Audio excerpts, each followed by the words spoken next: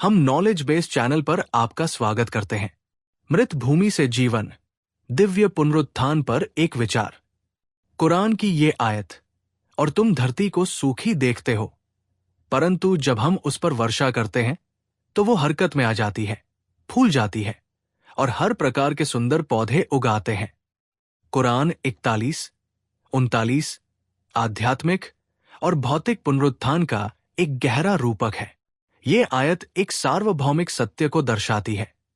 ईश्वरीय हस्तक्षेप से मृतप्राय स्थिति में भी जीवन प्रकट हो सकता है।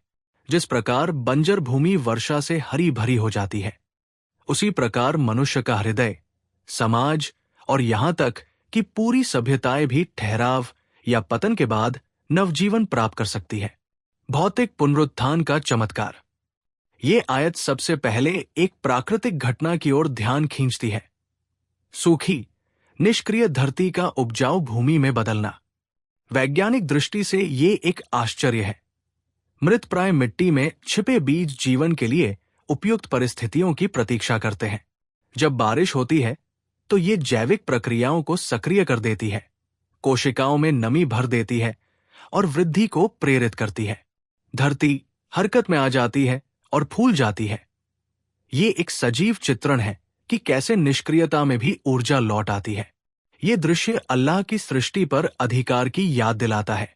जिस प्रकार वो धरती को पुनर्जीवित करता है, उसी प्रकार वह प्रलय के दिन मृतकों को भी जीवित करने की शक्ति रखता है।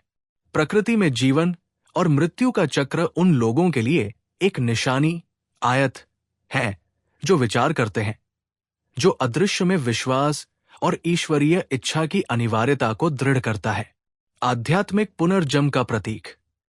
इसके शाब्दिक अर्थ से परे ये आयत आध्यात्मिक जागृति का प्रतीक है। बंजर भूमि उस हृदय का प्रतिनिधित्व करती है जो उपेक्षा, पाप या निराशा से कठोर हो गया है, विश्वास की कमी से निष्प्राण। वर्षा दिव्य मार्गदर्शन, दया या ज्ञान के उस क्षण का प्रतीक है जो आत्मा को कोमल कर देता है और विश्वास को जड़ पकड़ने देता है। इतिहास ऐसे व्यक्तियों और समुदायों के उदाहरणों से भरा पड़ा है जिन्होंने ऐसे पुनरुत्थान का अनुभव किया। पैगंबर मोहम्मद सल्लल्लाहु अलैहि वसल्लम अज्ञानता, जाहिलिया में डूबे समाज में प्रकट हुए, किंतु वही अरब ज्ञान और न्याय का केंद्र बन गया। इसी प्रकार व्यक्तिगत संघर्ष, हानि, असफलता या संदेह, धैर्य और अल्लाह पर भरोसे के साथ स्वीकार करने पर विकास का आधार बन सकते हैं। हमारे साथ बने रहिए। हम इस्लाम के बारे में और अधिक जानकारी लेकर आएंगे जो आपको इस्लाम के और करीब लाएगी। धन्यवाद।